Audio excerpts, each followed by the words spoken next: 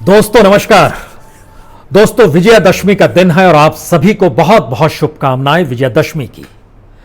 इस दिन का एक खास महत्व तो है, लेकिन इस दिन के साथ इस देश के भीतर में राजनीतिक, सामाजिक, आर्थिक इन तीनों पर विचार करने वाले ऐसे संगठनों के निर्माण का भी दिन है, जिसके जरिए शायद भारत की राजनीति ने आजादी के बाद से जितने उथल पुथल देखे या जिन जिन मुद्दों के आश्रय इस देश की सियासत बदलती रही, बनती रही, और मौजूदा वक्त में भी जब राष्ट्रीय स्वयंसेवक संघ से निकले हुए शख्स देश के प्रधानमंत्री हैं, तो ऐसे में आज हम अपनी किताब का जिक्र आपके साथ इसलिए करने बैठे हैं क्योंकि इस किताब में एक लंबा सफर आरएसएस का है।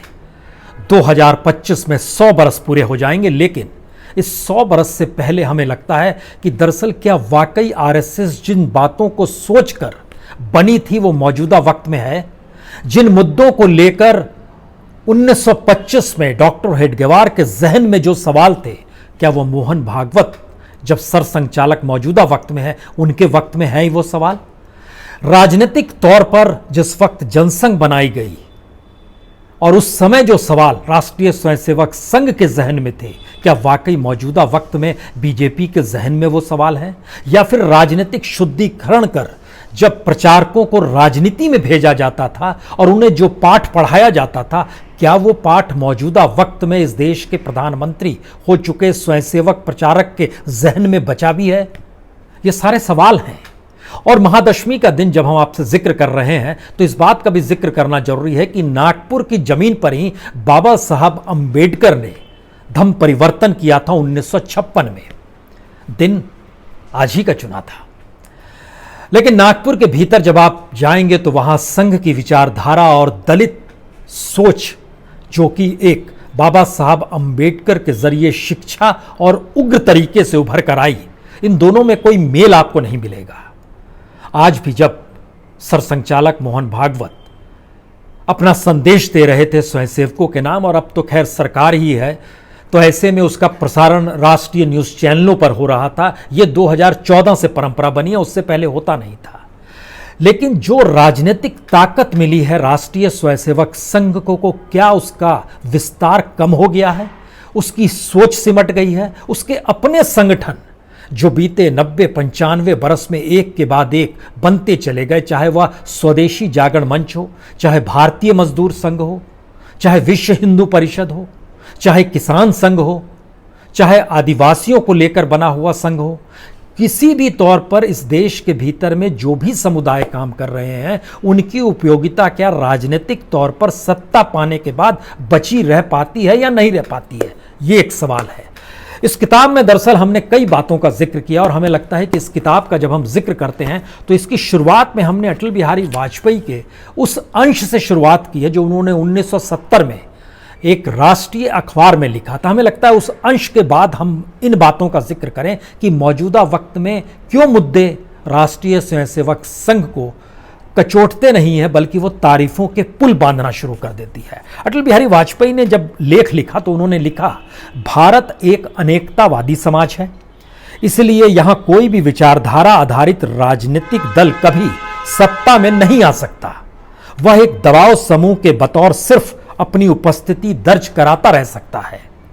ऐसे में राष्ट्रीय स्वयंसेवक संघ से राजनीति में आए स्वयंसेवक के समक्ष दो यक्ष प्रश्न होते हैं। एक तो वह कि सत्ता में आने का सपना ही ना देखे और सिर्फ एक दबाव समूह के बतौर काम करता रहे, और दूसरा यह कि वह अपनी विचारधारा से समझौता कर ले और सत्ता में आकर अपने दायित्वों का निर्वाह ना करे।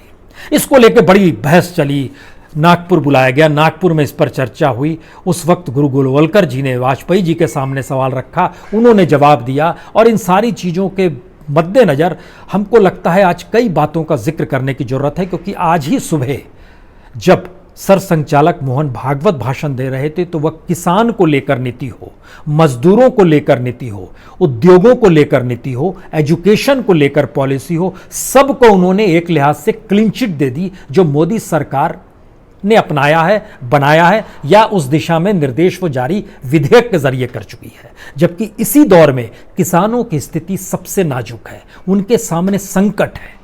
इसी दौर में मजदूरों को लेकर जो कानून बनाया गया है, उनकी सामाजिक सुरक्षा तो दूर, नौकरी की भी सुरक्षा अब नहीं बच पा रही है। इसी दौर में एजुकेशन का प्राइवेटाइजेशन कुछ इस तरीके से हुआ है कि वह तहस नहस हो चली है। इसी दौर में इकोनॉमी हमारी इतनी डामाडोल है कि उस इकोनॉमी को पटरी पर लाने के लिए हम आत्मनिर्भरता का नारा जब लगा रहे हैं तो स्वदेशीकरण से चूक रहे हैं। लेकिन सत्ता द्वारा निर्धारित की गई परिभाषा जो स्वदेशी और आत्मनिर्भरता को है, उसको भी आरएसएस आज मानने को तैयार है, जिसका जिक्र आज के भाषण में बाकायदा सरसंघचालक ने किया है। सवाल यह है कि जब आप इस किताब को पढ़ेंगे तो संघ को बनाने के वक्त से अभी तक के सफर में कई बातें उभर कर आएंगी। सबसे महत्वपूर्ण बात यह है कि दरअसल यह बंच ऑफ कंट्रोडिक्शंस है, अंतर्विरोधों का बंडल है आरएसएस के भीतर में। आरएसएस जिन चीजों को, जिन मुद्दों को जिस तरीके से उठाता है, उसमें वो जानता है कि एक पोल यह है, दूसरा पोल वो है, एक पक्ष यह है, दूसरा पक्ष वो है। वह इस सलीके से बीच में कैसे चलता है, और ये महीन राजनीति की समझ सामाजिक और सांस्कृतिक संगठन के तौर पर संघ का आकलन शाब्दिक अर्थ में कर सकते हैं, परिभाषित तौर पर कर सकते हैं, या उसके अपने शब्दों में आप कर सकते हैं जो कोई स्वयंसेवक कहता है। लेकिन हकीकत में राजनीतिक तौर पर इतनी महीन राजनीति जो आरएसएस के जरिए होती है, यह इस किताब के जरिए आपके सामने रखी गई है।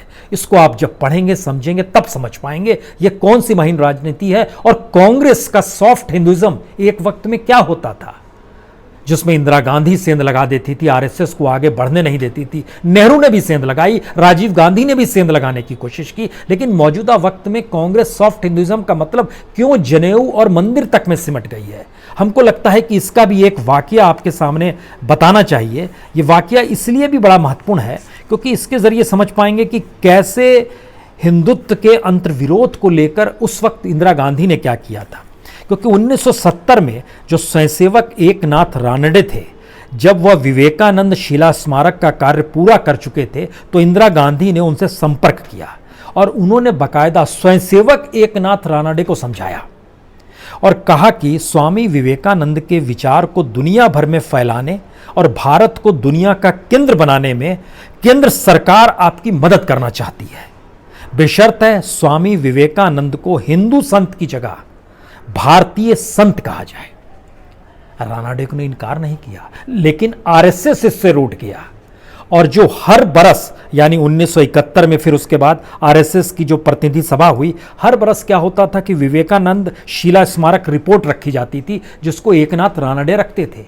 1971 के बाद से वो नहीं रखी गई और गुरु गोलवलकर जी से जब वो सवाल पूछा गया कि ये क्यों नहीं है, तो उन्होंने कहा कि इनका संघ के साथ क्या संबंध, रानाडे का जिक्र किया। लेकिन गुरु गोलवलकर की मृत्यु के बाद, उनके निधन के बाद, जब बाला साहब देवरस बने तो उन्होंने एकनाथ रानाडे को लेकर आए और बेंगलोर में संघ की सभा में साथ बैठाया और उसके बाद से विवेकानंद केंद्र पर रिपोर्ट देने का एक सिलसिला शुरू हुआ। कैसे सेंध लगानी है, कैसे चीज़ों को साथ लेकर चल रहा, इंदिरा गांधी बाखूबी समझती थी। इस किताब में इस सफ़र की जानकारी आपको जरूर मिलेगी। उसका अगला सवाल है कि हिंदुत्व को लेकर, और ख़ास तौर से एक बहस होती है संविधान को लेकर कि संविधान आरएसएस का है या नहीं।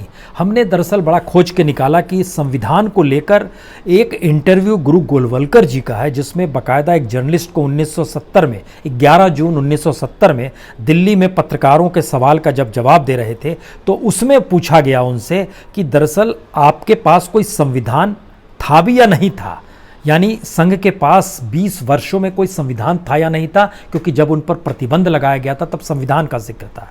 तो गुरु जी का कहना था संघ का संविधान था, छपा हुआ नहीं था, और संविधान ना होने और छपा हुआ संविधान ना होने की बात के अंतर को समझना चाहिए। मैं उसे सदैव अपने पास रखता था। दुर्भाग्य से एक बार प्रवास में मेरा सामान झोले सहित चोरी हो गया और जब मैं नागपुर पहुंचा तो मेरे पास पहनने के लिए धोती भी नहीं थी। उस समय मेरा सब सामान, प्रत्येक वस्तु खो गई, फिर भी उसकी एक प्रतिलिपि मेरे पास थी। एक पूरा इंटरव्यू है, जब आप किताब पढ़ेंगे तो इस बात का जिक्र निकल कर आएगा कि ये सब कैसे था और ये सब किस रूप में डेवलप हुआ। तो कांग्रेस अपने तौर पर सॉफ्ट हिंदुइज्म अपना के आरएसएस को दबाए रखी। राजीव गांधी ने भी कई तरीके से जो राजनीतिक प्रयोग किया उसका जिक्र भी इस किताब में, लेकिन सबसे महत्वपूर्ण है हिंदुत्व को लेकर। जब हेडगेवार जो सोच रहे थे उस समय एक गांधी की विचारधारा थी, एक बाबा साहब अम्बेडकर की विचारधारा थी, एक सावरकर की विचारधारा थी। इन तीनों विचारों से लगातार संघ टकरा रहा था और उसके भीतर एक सवाल था। हेडगेवार ने इस बात को समझा और उन्होंने जाना कि दरअसल बाबा साहब अम्बेडकर हिंदुत्व को नहीं मानेंगे। दूसरा सवाल था सावरकर का हिंदुत्व इस देश के भीतर में सिर्फ हिंदू राष्ट्र की परिकल्पना को ही संजोएगा और वह मुस्लिम लीग की तर्ज पर हिंदुस्तान मतलब हिंदू इस बात का जिक्र कर रहे हैं और जिस तरीके से महात्मा गांधी कह रहे हैं वह उसमें सबको समाहित करते हुए मुस्लिम तुष्टीकरण की दिशा में बढ़ रहे हैं। तो हेडगेवार का हिंदुत्व और मौजूदा वक्त में बीजेपी के हिंदुत्व या आरएसएस के हिंदुत्व को जब आप परखेंगे तो कुछ सवाल आपके जहन में होंगे। मसलन बिहार इलेक्शन ही हो रहा है, मसलन 2019 का इलेक्शन देख लीजिए। भारत के मुसलमानों की राजनीतिक जरूरत बीजेपी को नहीं है। एक भी टिकट बिहार में एक मुसलमान को नहीं दिया गया है, लेकिन 2017 में यहां पर दिल्ली में आरएसएस की तरफ से एक सभा बुलाई जाती है मुसलमानों को, उसमें जो पढ़े लिखे मुसलमान हैं उस तरह से उनको बुलाया जाता है और संवाद किया जाता है कि आप अपने आप को मुस्लिम क्यों समझते हैं, नागरिक क्यों नहीं समझते हैं। नागरिक समझ के अपने मुद्दों को लेकर आइए, हम समाधान करेंगे। लेकिन जैसे ही आप मुस्लिम बोलते हैं उसका कोई मतलब नहीं, आप खुद को नागरिक मानिए। तो उसमें से एक मुस्लिम खड़ा होता है और कहता है आपने ये सभा जो बुलाई है ये मुस्लिमों को लेकर बुलाई है। इंद्रेश जी ने वो बैठक बुलाई थी, उसका भी वाकया इसमें आपको पूरा मिल जाएगा, या फिर आपने नागरिकों को लेकर बुलाई है। कोई जवाब नहीं निकल कर आता है। इस तरीके से चीजें इसमें डेवलप होती चली जा रही है और मौजूदा वक्त में भारत के सामने जो सबसे बड़ा सवाल यही है कि दरअसल आरएसएस अपने तौर पर और आरएसएस से निकले हुए शख्स जो देश के प्रधानमंत्री हैं वो क्या वाकई इस देश की ज़रूरतों के अनुकूल चीज़ों को रखेंगे या इस देश की ज़रूरतों को भी आरएसएस के अनुकूल परिभाषित करके उसको आगे बढ़ाएंगे। जैसे राम मंदिर का जिक्र होता है, राम मंदिर का फैसला जनता ने नहीं किया, सुप्रीम कोर्ट ने किया, कानून के आश्रय किया, वह सुप्रीम कोर्ट ने किया जो संविधान की व्याख्या करती है। संविधान की व्याख्या के मुताबिक इस देश के भीतर में जो तमाम समुदाय हैं और कानून का राज है या नहीं है, इसको लेकर फिर एक नया सवाल खड़ा होता है या नहीं है। सीएए जो नागरिकता का सवाल जो आया है उसने कुछ नई बहस छेड़ दी है। तो संविधान की व्याख्या करने वाली सुप्रीम कोर्ट और सुप्रीम कोर्ट से निकला हुआ फैसला अगर राजनीतिक सत्ता के अनुकूल है तो वह संविधान की व्याख्या है, और अगर उसके अनुकूल नहीं है तो फिर उससे एक टकराव है जनता के बीच में जाने का, और जनता के बीच टकराकर हमारी संसदीय राजनीति में जिसे वोट मिल जाए वह इस लोकतंत्र का राजा हो जाता है। लोकतंत्र का मंदिर संसद होती है। संसद के भीतर के जो कंट्रडिक्शंस हैं वह इस दौर में उभर कर सामने आ गए। तो आप क्या करेंगे? ये सारे सवाल हैं, ये कुछ ऐसे सवाल हैं जिन सवालों का जवाब हमें लगता है आपको जाना चाहिए। तो इस किताब को हम आप लोग के सामने इसलिए रख रहे हैं क्योंकि ये किताब हर जगह ऑनलाइन उपलब्ध है और बुक ऑनलाइन पर उपलब्ध है, उसमें अमेजन पे उपलब्ध है, फ्लिपकार्ट पे उपलब्ध है। उसके जो भी लिंक हैं उसको हम डिस्क्रिप्शन में दे रहे हैं, उसको हम कमेंट्स में लिंक को डाल दे रहे हैं, और इसकी ई बुक भी आ जाएगी अगले 1-2 हफ्ते में। और ये अंतर्राष्ट्रीय तौर पर भी उपलब्ध है, यानी देश के बाहर दुनिया भर में जहाँ जहाँ स्वयंसेवक रहते हैं वो इस बात को इसलिए भी पढ़ें क्योंकि उनको इस बात की जानकारी होनी चाहिए। 1916 में पहली बार डॉक्टर हेडगेवार ने वर्धा में सोचा था एक ऐसा संगठन बनना चाहिए, तब उन्होंने राष्ट्रीय स्वयंसेवक मंडल नाम रखा था। 1920 में नागपुर में फिर वो प्रयोग करने उतरे और तब उन्होंने नाम रखा था भारतीय स्वयंसेवक मंडल। 1922 में फिर एक प्रयोग किया उन्होंने, तब उन्होंने नाम रखा स्वयंसेवक संगठन। और 1925 में जब वो विजयदशमी के दिन जब उन्होंने रखा नाम, उनका नाम था, इस संगठन का नाम था स्वयंसेवक संघ। उस समय तक ये राष्ट्रीय स्वयंसेवक संघ नहीं था। 1926 में जो पहली संघ की बैठक नागपुर से तकरीबन 30 किलोमीटर की दूरी पर रामटेक में हुई, उस समय नाम निकल कर आया, इसका नाम रख देना चाहिए महाराष्ट्र स्वयंसेवक संघ। तब सबने कहा कि ये महाराष्ट्र में ही सीमित हो जाएगा, ये तो राष्ट्रीय तौर पर सोचना है, और वहां से निकला राष्ट्रीय स्वयंसेवक संघ। लेकिन जो दुनिया भर में बाहर लोग रहते हैं वो या तो भारतीय स्वयंसेवक संघ है या हिंदू स्वयंसेवक संघ के तौर पर, अमेरिका हो, ऑस्ट्रेलिया हो, कनाडा हो, वहां पर इस तौर पे पहचान है। तो कनाडा में रहने वाले स्वयंसेवक हो या इसलिए पढ़ना चाहिए क्योंकि किसी भी स्वयंसेवक के लिए उस पूरे इतिहास और सफर को जानने की जरूरत है जिसके जरिए वो समझ पाए कि आखिर किस तरीके से राष्ट्रीय स्वयंसेवक संघ का निर्माण हुआ। हेडगेवार ने निर्माण किया, हिंदुत्व की फिलॉसफी उसके भीतर थी, गुरु गोलवलकर जी ने उसको विस्तार दिया सांगठनिक तौर पर, और धीरे धीरे सफर के साथ देवरस ने उसका राजनीतिक प्रयोग जेपी के साथ मिलकर किया, और मौजूदा वक्त में मोदी की राजनीतिक सत्ता का विस्तार हो, संघ तमाम जगहों पर इंफ्रास्ट्रक्चर और अपने प्रकल्पों के साथ जुड़ता चला जाए, उस प्रकल्प में इस देश के कॉरपोरेट का पैसा कैसे आए सीएसआर के जरिए, और वो क्यों दें, क्योंकि संघ की सत्ता है केंद्र में, संघ की सत्ता मतलब उनके हाथों में सत्ता है। यह एक पूरा का पूरा किस रूप में काम हो रहा है ये जानना चाहिए। तो किताब आपके सामने है, इसके लिंक जो हैं वो आपके डिस्क्रिप्शन पे हैं, कमेंट्स में हैं, अमेजन फ्लिपकार्ट पे उपलब्ध है। मौका मिले तो इस किताब को लीजिए, और ये पूरी किताब लॉकडाउन इस महामारी के दौर में ऑनलाइन ही लिखी गई है। मजा आएगा पढ़ने में। बहुत बहुत शुक्रिया, बहुत बहुत शुक्रिया।